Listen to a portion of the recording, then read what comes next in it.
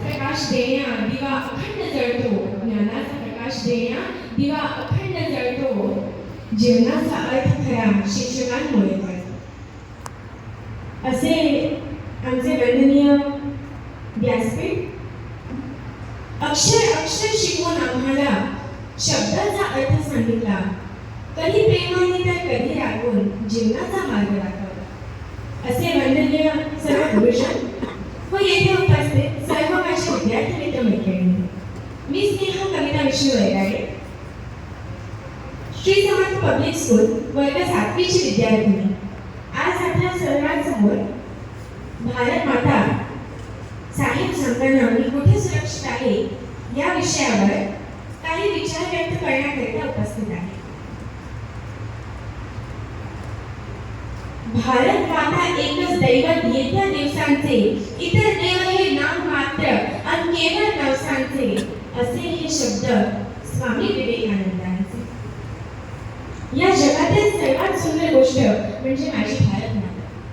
देशाच्या रक्षणासाठी जिथे हजारो वीर जन्माला आले, निर्भय राहून त्यांनी युद्ध प्राणही अर्पण केले. संत कबीरांचा जन्म येथेच झाला, ज्यांनी मानवतेचा संदेश दिला. स्वामी विवेकानंदांच्या भाषणाने परदेशात देखील धुरळ पाडली. भारताच्या ज्ञान आणि विज्ञानाने जगभरातील लोक प्रभावित झाले. येथे झाडांपासून ते गवतापर्यंत सर्व काही रोगांना दूर करते. आणि म्हणून या जगातील सर्वात सुंदर गोष्ट म्हणजे माझी भारत माता आहे, माझी भारत माता आहे. पण का कुणास ठाऊक आजकाल माझ्या भारत मातेचा श्वास गुदमरतोय. भारत माता म्हणते की जी लेकरं माझ्यासाठी परक्यांची लढली, आज तीच एकमेकांची भांडताना पाहून माझा जीव कोंडतोय. यासाठीच का तुम्ही मला 77 वर्षांपूर्वी परक्यांच्या गुलामगिरीतून मुक्त केले? अहो, मातेला तिची सर्व लेकरं सारखीच, मग तो काश्मीर पासून कन्याकुमारीपर्यंत कुठेही करतात असे ना. आज जिथे तिथे भ्रष्टाचार दिसून येतो, स्वार्थपणा, दांभिकपणा यामुळे विकासाला कीड लागली आहे. लोकांच्या ओठात गोड भाषा आणि डोळ्यात कपटी नशा आहे. उरली तृष्णा केवळ कामुक वासनेची.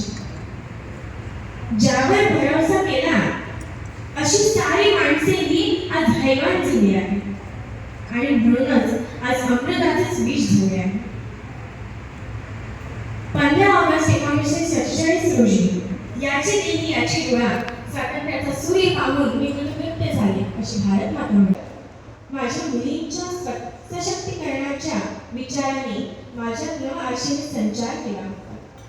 पण काय फायदा या स्वातंत्र्याचा, जिथे माझी माता भगिनी ही आजही तिच्याच भारत मातेच्या कुशीत सुरक्षित नाही. आज ती प्रयत्न करते आहे तिच्या स्वकर्तृत्वावर गगनचारी घेण्याची, पण काही वासनेने ग्रस्त झालेले हैवान तिचे पंख छाटत आहे.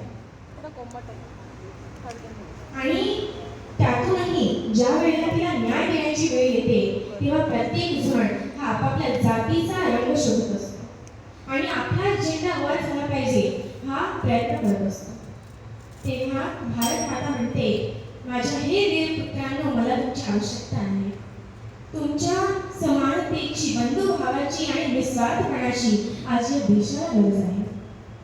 आणि जाता जाता एवढंच म्हणेल की भारत माता म्हणते आहे, मुलांनो, मला आठवतो तो माझा सुवर्णमय काळ, ज्या काळात माझ्या मुलांना अशा ज्ञानाची तृष्णा होती जे ज्ञान प्राप्त झाले ते काही उरतच नाही. मुलांना ऐकता आहे ना, ती भारत माता बोलते. जय हिंद, जय भारत.